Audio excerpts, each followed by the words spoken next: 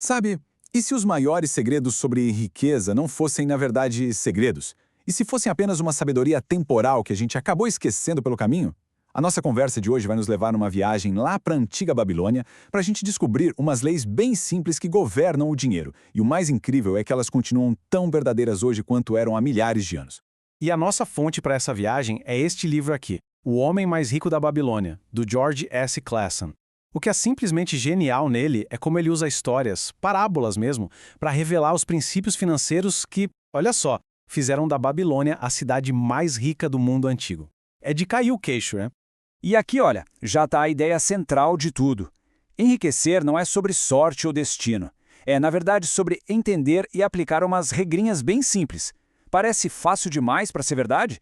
Então vamos mergulhar de cabeça para ver quais são. Ok, mas para a gente entender a solução que o livro propõe, primeiro a gente precisa sacar qual era o problema. E acredite, a Babilônia, mesmo sendo podre de rica, tinha um problema bem grande. Tenta imaginar a cena. De um lado, palácios, jardins suspensos, uma coisa de outro mundo, um luxo que a gente nem consegue conceber. E do outro lado, cidadãos trabalhadores, gente que ralava muito, mas que continuava lutando para sobreviver. A riqueza estava ali, por toda a parte, mas simplesmente não chegava para todo mundo. Então, o rei da época, o rei Sargon, depois de investir uma fortuna em grandes projetos de infraestrutura, olhou em volta e ficou confuso. O povo continuava pobre. E ele se perguntou, mas para onde foi todo o ouro que eu gastei? E a resposta do chanceler dele foi dura. O ouro não tinha desaparecido, não. Ele só tinha ido parar na mão de pouquíssimas pessoas. E essa pergunta do rei é o que dá o pontapé inicial em toda a história. Porque a questão aqui não era de injustiça, veja bem, era de conhecimento.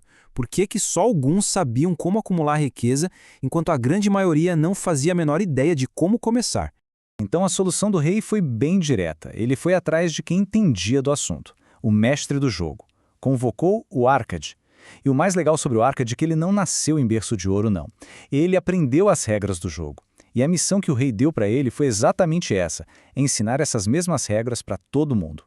E a sabedoria toda do Arcade foi resumida em 3 regras bem diretas ao ponto. Elas parecem simples, mas são muito, muito profundas. Vamos dar uma olhada em cada uma delas. Agora, atenção aqui, porque essa primeira regra, ela é a base de tudo. É aquela ideia que quando a gente entende de verdade, vira uma chave e muda completamente a relação de uma pessoa com o dinheiro. Mas olha, o Arcade não descobriu isso do nada, sozinho. Ele aprendeu essa lição com um cara chamado Algamish, um agiota bem rico. E o pagamento por uma noite inteira de trabalho foi justamente esse conselho. Uma única frase que foi o verdadeiro ponto de virada na vida dele. Então, qual é o pulo do gato? É o seguinte, no mínimo 1/10 de toda a renda que entra tem que ser guardada. E essa parte não é para o padeiro, não é para o alfaiate, é para si. É para ficar na sua bolsa, para o seu futuro. A analogia que ele usa é perfeita. Pensa numa cesta de ovos. Se para cada 10 ovos que entram na cesta, só 9 saem, o que vai acontecer com o tempo? A cesta vai transbordar. É simples assim. Não tem mágica, é matemática. A riqueza começa com esse simples hábito de poupar. Ok, muito bonito na teoria. Mas aí vem a pergunta de $1 milhão, né? Como é que eu vou guardar 1/10 se mal sobra dinheiro no fim do mês? Pois é, o Arcade já sabia dessa e a resposta está na segunda regra. O que o Arcade ensina aqui é algo fundamental. Aprender a separar o que é uma despesa necessária daquilo que é só um desejo. Ou seja, diferenciar o que a gente precisa para viver do que a gente gostaria de ter. Os nossos desejos são infinitos, mas a nossa renda não. O controle começa exatamente aí, em entender essa diferença. E a metáfora que o Arcade usa para isso é muito poderosa. Ele diz que nossos desejos são como ervas daninhas. Se o fazendeiro não cuidar do campo, elas tomam conta de tudo. Com o dinheiro é a mesma coisa. Se não existe um plano, os desejos crescem sem controle e acabam comendo toda a nossa renda, sem deixar nenhum espacinho para a semente da riqueza brotar. E a ferramenta para colocar essa regra em prática é o famoso orçamento. E calma, orçamento não é para ser uma prisão.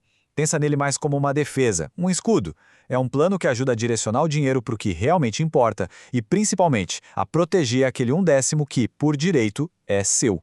Muito bem, então já se aprendeu a guardar o dinheiro e a controlar os gastos. E agora, acabou? De jeito nenhum. Guardar o dinheiro é só o começo. O ouro parado é só um tesouro ocioso. E é aí que entra a terceira regra: botar esse tesouro para trabalhar. Arcade usava uma imagem que era muito forte para a época. Ele dizia que cada moeda guardada é um escravo dourado. Trazendo para os dias de hoje, a gente pode pensar em cada real como um funcionário nosso. E o objetivo é fazer esse funcionário trabalhar para a gente e que os rendimentos dele contratem mais funcionários e assim por diante, criando um verdadeiro exército de dinheiro que gera mais dinheiro sem parar. E o poder disso, com o passar do tempo, é uma coisa de louco. É o que a gente chama de juros compostos. O livro dá um exemplo muito claro. Um fazendeiro investe 10 moedas de prata para o filho.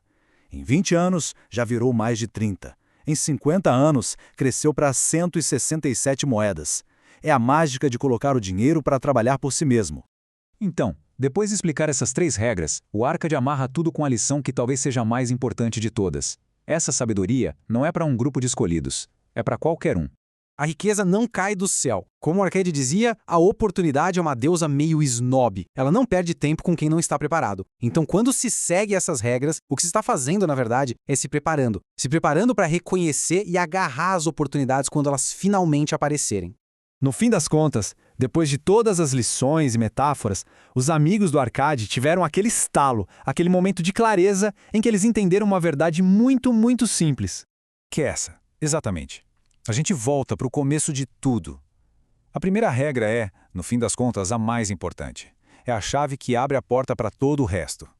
Internalizar essa ideia de verdade, esse é o verdadeiro segredo.